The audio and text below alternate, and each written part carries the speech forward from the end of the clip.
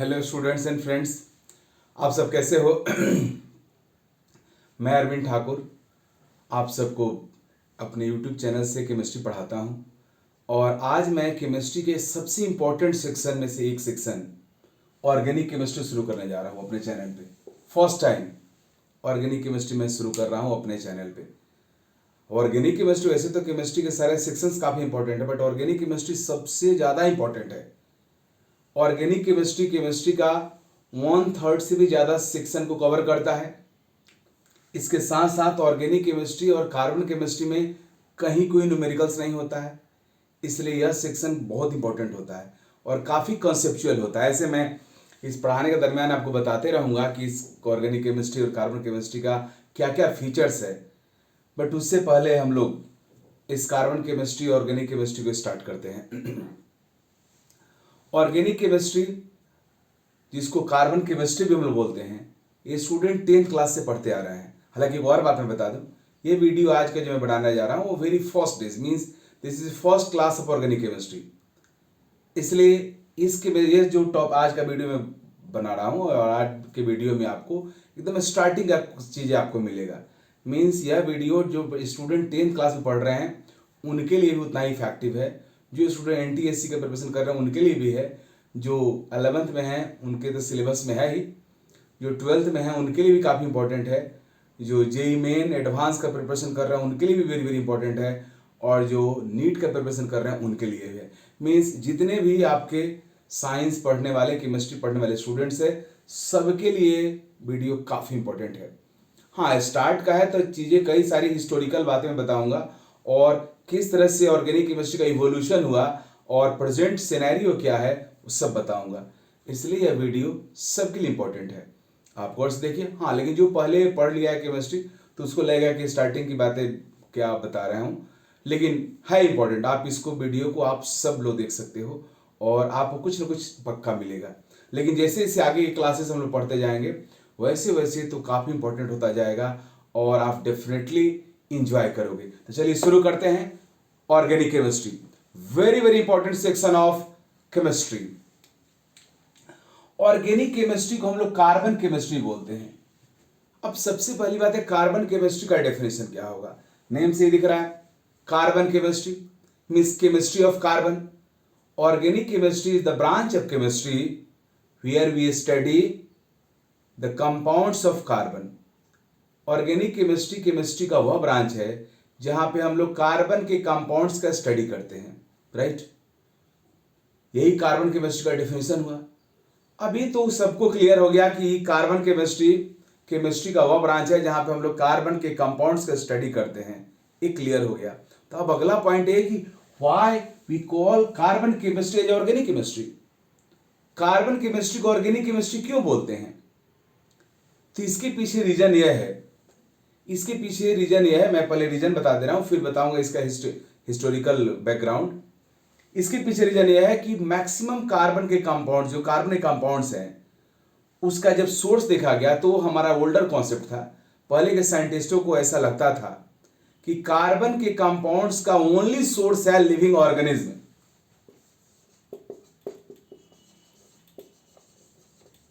Living organism क्या होता है? प्लांट्स होता है एंड एनिमल्स। एनिमल्स में हम लोग भी आते हैं, ओके। तो पहले के साइंटिस्टों का ऐसा कॉन्सेप्ट था, मानना था कि कार्बन के कंपाउंड्स का ओनली सोर्स लिविंग ऑर्गेनिज्म है। जब कार्बन के कंपाउंड्स का ओनली सोर्स लिविंग ऑर्गेनिज्म है, इसका मीनिंग हुआ कि कार्बन केमिस्ट्री ही ऑर्गेनिक केमिस्ट्री हो गया, क्योंकि उनका मानना यह था कि कार्बन के जो कंपाउंड्स है उसका सोर्स एक ही है, living organism. That's why carbon chemistry is also called organic chemistry. तो मैं आपको कार्बन केमिस्ट्री को ऑर्गेनिक केमिस्ट्री क्यों बोलते हैं उसको क्लियर कर दिया। अब थोड़ा पीछे चलते हैं, हिस्टोरिकल बैकग्राउंड देखते हैं।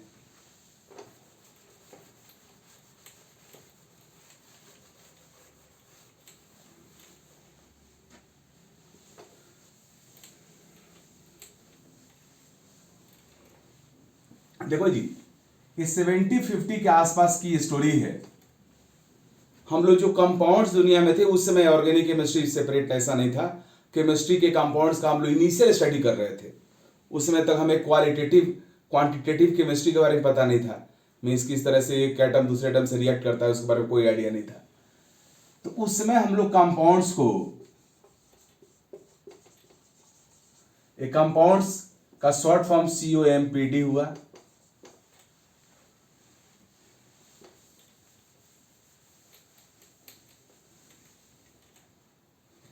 कंपाउंड्स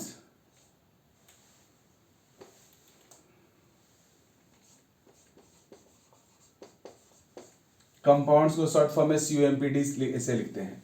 लेकिन आप स्कूल एग्जाम में और बोर्ड एग्जाम में ऐसा नहीं करना, वहां पे कोई शॉर्ट फॉर्म अलाउड नहीं होता है।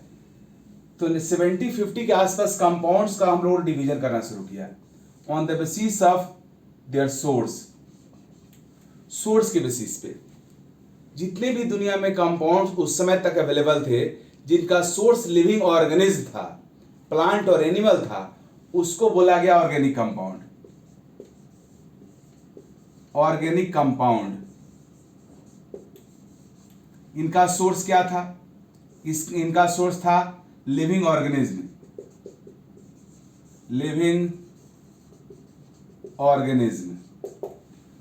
तो जितने भी दुनिया में कंपाउंड्स था उस समय जिसका सोर्स लिविंग ऑर्गेनिज्म था, जिसे प्लांट से मिला, एनिमल से मिला, उस सारे कंपाउंड्स को बोला गया कि ऑर्गेनिक कंपाउंड्स है। एंड ऑल कंपाउंड्स जो जिसका सोर्स मिनरल्स था, मींस जो प्लांट और एनिमल से नहीं मिला, जिसका सोर्स मिनरल था, उस सबको बोला गया इनऑर्गेनिक कंपाउंड।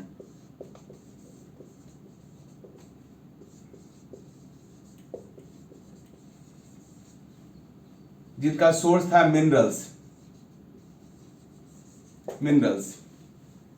जिसका सोर्स मिनरल था, जिसका सोर्स लिविंग ऑर्गेनिज्म नहीं था, उसको बोला गया इनऑर्गेनिक कंपाउंड्स। तो इनऑर्गेनिक कंपाउंड्स, ऑर्गेनिक कंपाउंड्स का सबसे पहला डिवीजन हुआ। बाद में इनऑर्गेनिक कंपाउंड्स को हम लोग इनऑर्गेनिक केमिस्ट्री के तौर पे पढ़ते हैं, जो आपको आगे मैं पढ़ाऊंगा, बताऊंगा भी। अब हमारा प्रेजेंट टॉपिक यही ऑर्गेनिक कंपाउंड्स है। अब ऑर्गेनिक कंपाउंड के बारे में ये तो सोर्स के बेसिस पे डिसाइड हो गया कि ऑर्गेनिक कंपाउंड किसको बोलेंगे। अब आगे के बढ़ते हैं हम लोग। अब उसी समय कुछ ही दिन बाद बर्जेलियस नाम के साइंटिस्ट दुनिया में आए। बर्जेलियस ने बताया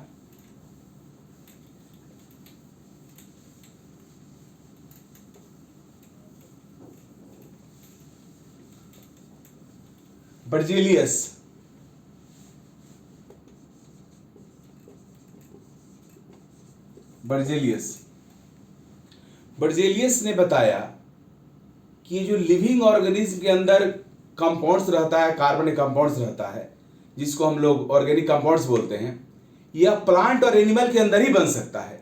मीन्स प्लांट और एनिमल के पास ही ऐसा कैपेसिटी है, कोई दैवी शक्ति है, गॉड गिफ्टेड पावर है, जिससे ये लोग कार्बन के कंपाउंड का अपने अंदर सिंथेसिस करता है। बाहर मीन्स लिविंग ऑर्गेनिज्म के बाहर, मीन्स प्लांट और एनिमल के बाहर, दैट मीन्स इन लेबोरेटरी में हम लोग कभी भी कार्बन के कंपाउंड का सिंथेसिस नहीं कर सकते हैं। यह कॉन्सेप्ट था बर्जेलियस का, जिसको उन्होंने नाम दिया vital force theory. Vital force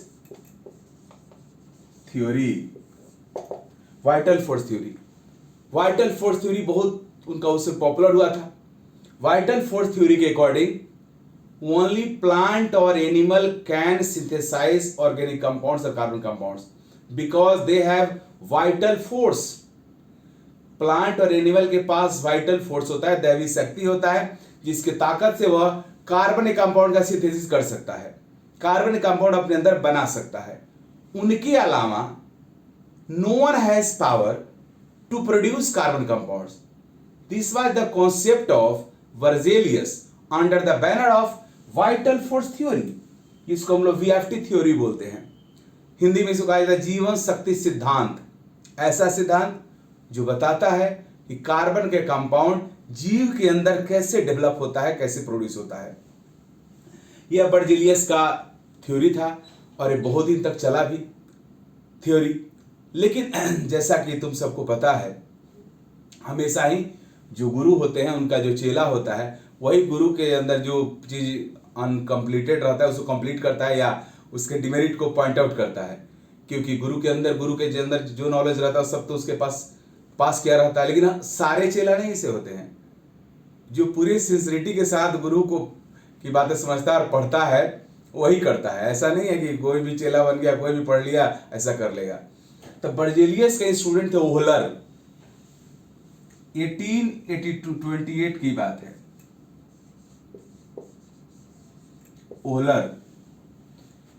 ओहलर ने क्या किया कि लेबोरेटरी में उसने बहुत दिन से ओहलर के साथ और भी बहुत सारे साइंटिस्ट काम पे लगे थे। जो बर्जेलियस के इस वाइटल फोर्स थ्योरी से डिसएग्रीमेंट रखते थे, उस सब लोग लगा हुआ था किसी भी तरीका से कार्बन कंपाउंड कोई बना दे लेबोरेटरी में, लेकिन किसी को सक्सेस मिल नहीं रहा था। ओहलर ने क्या किया, 1828 में अमोनियम साइनेट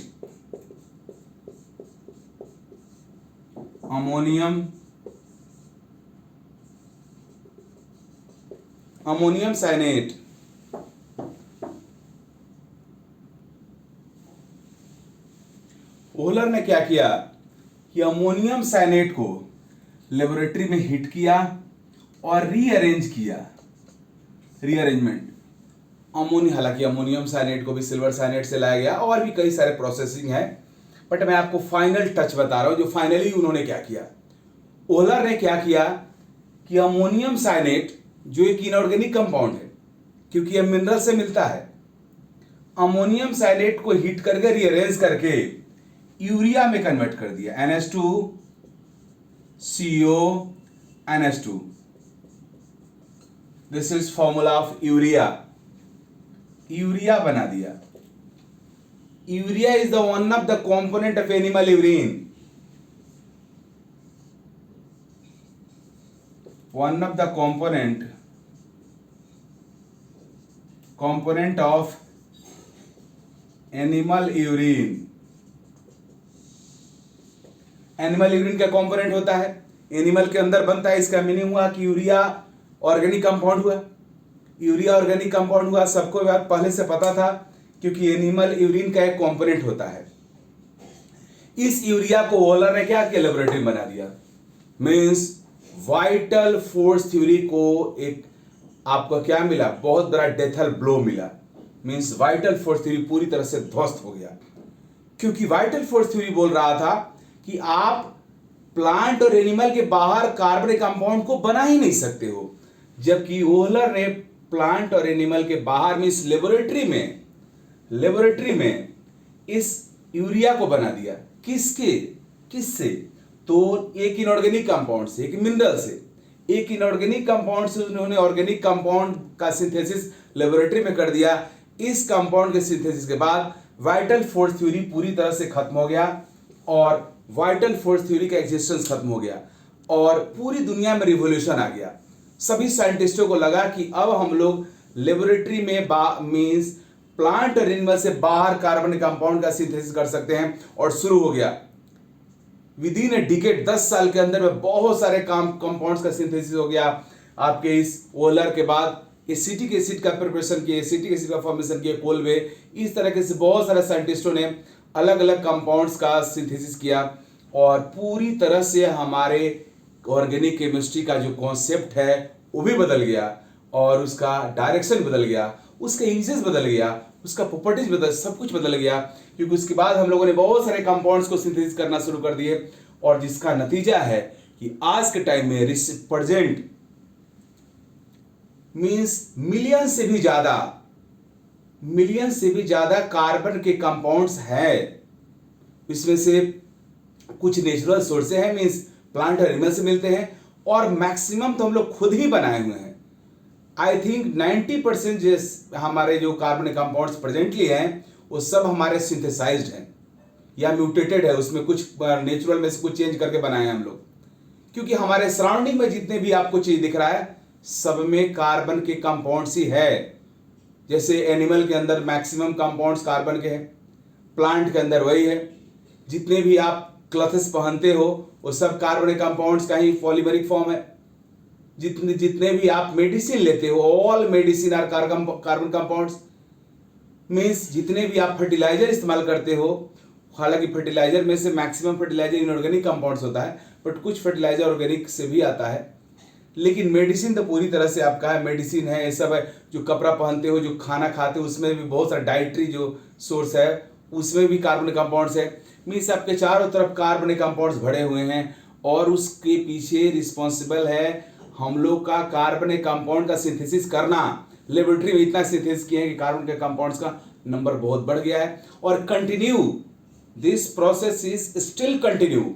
आज भी हम लोग रेगुलरली कार्बनिक कंपाउंड का सिंथेसिस कर रहे हैं, जिसकी वजह से केमिस्ट्री और डेवलप हो रहा है। हालांकि फ्यूचर में भी होने वाला है, जो चिप आने वाला है आपका सेमीकंडक्टर, जो चिप आप इस्तेमाल होता है, वो सारे चिप ऑर्गेनिक मोलिकुल्स करेंगे, तो उसके बाद तो और चीजें बहुत बदलेगा। खैर, तो प्रेजेंट सिचुएशन यह है कि हमारे ऑर्गेनिक कंपाउंड जो है उसको उसका मेन सोर्स प्लांट और एनिमल है, लेकिन हम लेबोरेटरी में बना सकते हैं। तो अब हमारा कार्बन के केमिस्ट्री का डेफिनेशन पूरी तरह से अब बदल गया है। पूरी डेफिनेशन तो वही है, बट जो कॉन्सेप्ट था वो चेंज हो गया। कार्बनिक कंपाउंड को आप लेबोरेटरी में भी बना सकते हो और कार्बनिक कंपाउंड का लिविंग ऑर्गेनिज्म भी सोर्स है। तो अब हम लोग आगे बढ़ते हैं और अब हम लोग कार्बन के कंपाउंड्स के बारे में सोचने जा रहे हैं कि आखिर ऐसा कैसे होता है। ये राइट है कि कार्बनिक कंपाउंड्स हम लोगों ने बहुत डेवलप किया। क्यों?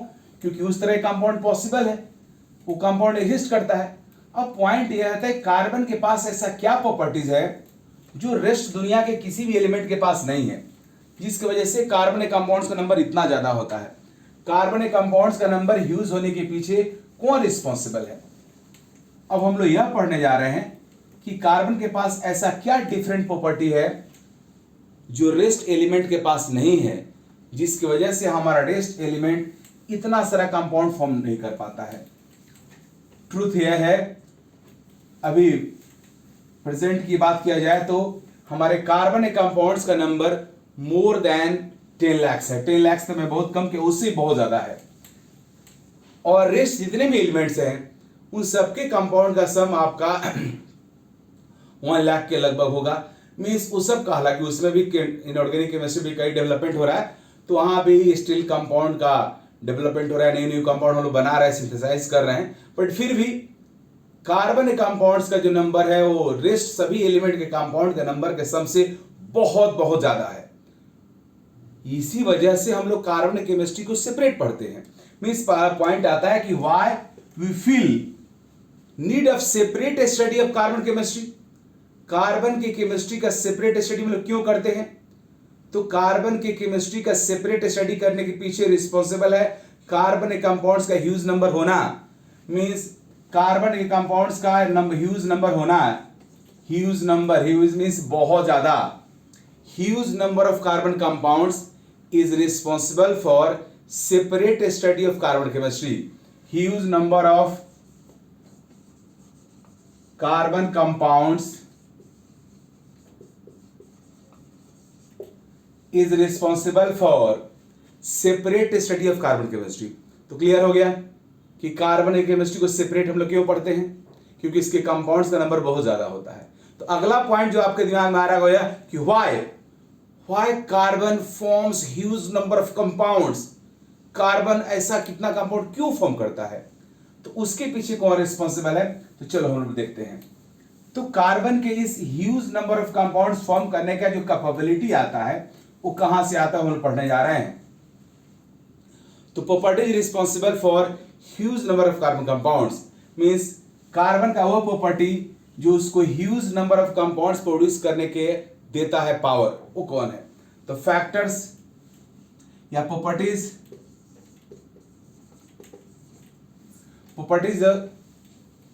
Properties of carbon for huge number of carbon compounds, huge number of carbon compounds. Carbon का वह प्रॉपर्टीज जो कार्बन की ह्यूज नंबर ऑफ कंपाउंड्स का रिस्पॉन्सिबल है। तो इसमें सबसे पहला है कैटेनेशन। Catenation property.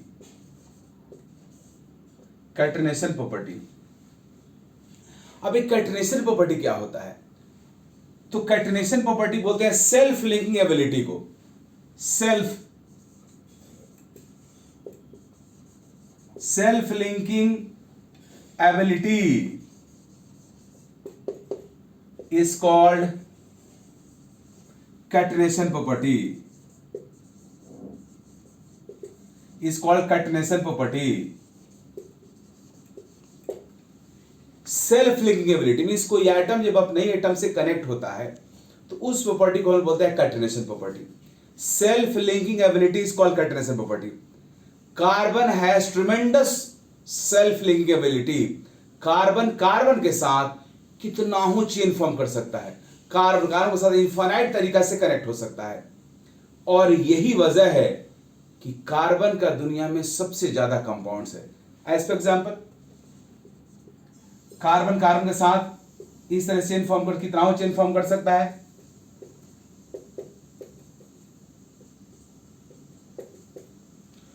तो इस तरीका से कार्बन के साथ कितना चेन फॉर्म कर सकता है. यह कार्बन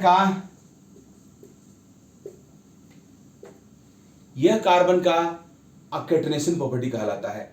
यह कैटेनेशन प्रॉपर्टी मोस्ट रिस्पॉन्सिबल है, सबसे ज्यादा रिस्पॉन्सिबल है कार्बन के कंपाउंड्स के दुनिया में होने के लिए.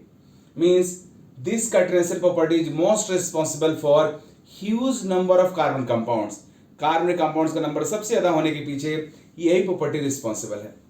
अब अगला पॉइंट तुरंत दिमाग में हम लोग के आता है कि ऐसा क्यों होता है. Why carbon has highest catenation property among all element? Carbon के पास हाईएस्ट कैटेनेशन प्रॉपर्टी होता है. पूरी दुनिया में जितने भी एलिमेंट है उसमें सबसे ज्यादा कैटेनेशन प्रॉपर्टी कार्बन का होता है. अब पॉइंट ये आता है कि कार्बन का कैटेनेशन प्रॉपर्टी हाईएस्ट क्यों होता है. चलिए देखते हैं कार्बन का कैटेनेशन प्रॉपर्टी हाईएस्ट क्यों होता है. तो उसी के लिए कैटेनेशन प्रॉपर्टी हाईएस्ट क्यों होता है उसके लिए हम देखेंगे कि आखिर कैटेनेशन में होता क्या है. तो कैटेनेशन में कोई एटम अपने ही एटम से बॉन्ड फॉर्म करता है तो किसी बॉन्ड के फॉर्मेशन का टेंडेंसी ज्यादा, मींस कार्बन को कार्बन से बॉन्ड फॉर्म करने का टेंडेंसी सबसे ज्यादा रहता है. तब ऐसा क्यों रहता है.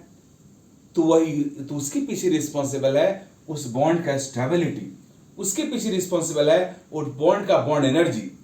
जिस बॉन्ड का बॉन्ड एनर्जी जितना ज्यादा होता है वह बॉन्ड उतना ज्यादा स्टेबल होता है, उस बॉन्ड को फॉर्म होने का उतना ज्यादा चांस होता है. इसलिए कार्बन के साथ जो बॉन्ड रहता है उसका बॉन्ड एनर्जी बहुत ज्यादा होता है, वो बॉन्ड बहुत स्टेबल होता है. इसलिए कार्बन को कार्बन से बॉन्ड फॉर्म करने का टेंडेंसी बहुत ज्यादा रहता है. Means carbon has highest catenation property.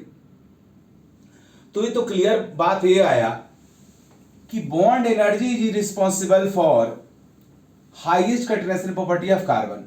Means carbon का बॉन्ड का बॉन्ड एनर्जी ज्यादा होने की वजह से कार्बन से बॉन्ड फॉर्म करना चाहता है, जिसकी वजह से कार्बन का कैटेनेशन प्रॉपर्टी हाईएस्ट होता है.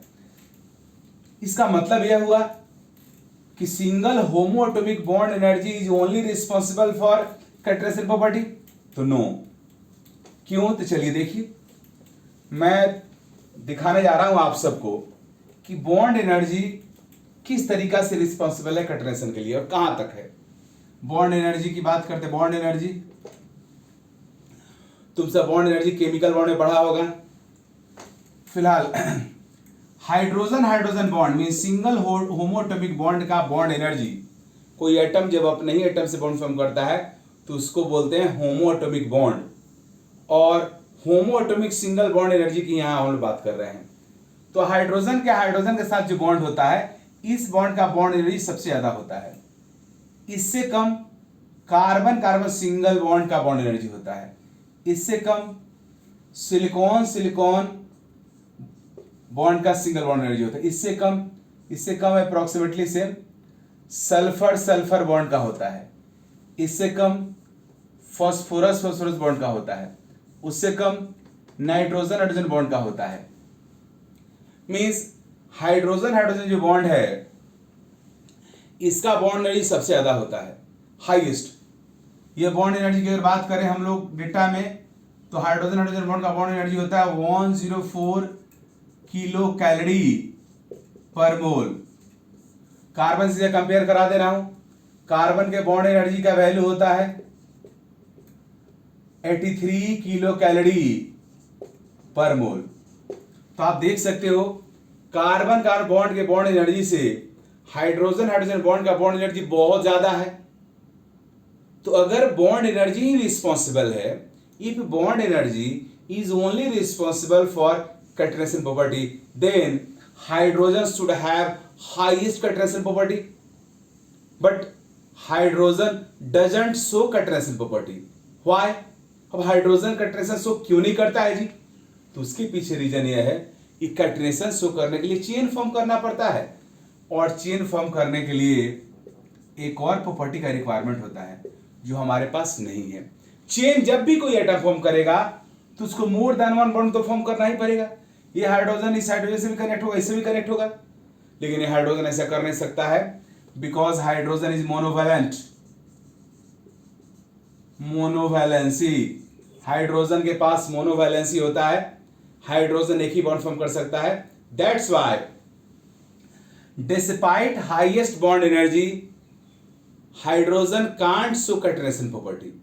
तो हाइड्रोजन हाइड्रोजन बॉन्ड का बॉन्ड एनर्जी सबसे ज्यादा होने के बावजूद हाइड्रोजन कटरेशन शो नहीं कर पाता है, तो फिर हाईएस्ट किसका होगा? कार्बन का हो जाता है, क्योंकि कार्बन का बॉन्ड एनर्जी हाइड्रोजन के जस्ट बाद है, और कार्बन के पास पॉलीवैलेंसी होता है, कार्बन 4 वैलेंसी शो करता है, 4 बॉन्ड फॉर्म कर सकता है, इसलिए कार्बन कटरेशन शो करता है, और कार्बन का कटरेशन प्रॉपर्टी हाईएस्ट हो जाता है, क्योंकि उससे ज्यादा बॉन्ड एनर्जी वाला हाइड्रोजन जो है वो कटरेशन शो करने के लिए कैपेबल ही नहीं है, इसलिए कटरेशन शो करता है हमारा कार्बन, और कार्बन का कटरेशन प्रॉपर्टी हाईएस्ट होता है। ओके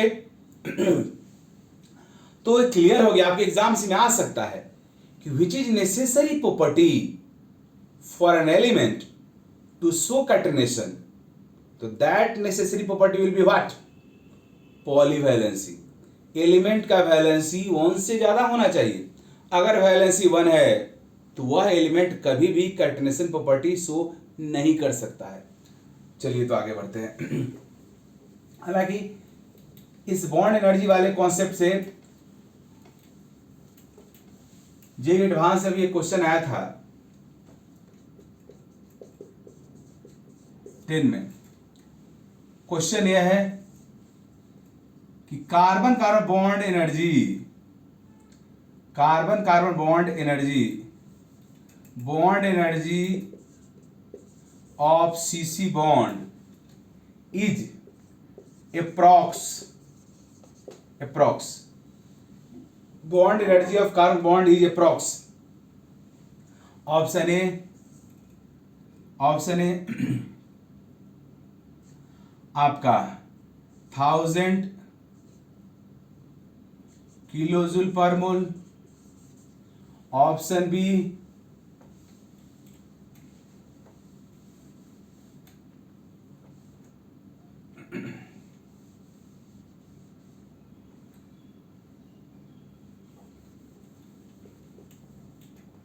1000 किलो कैलोरी पर मोल, ऑप्शन बी 100 किलो कैलोरी पर मोल,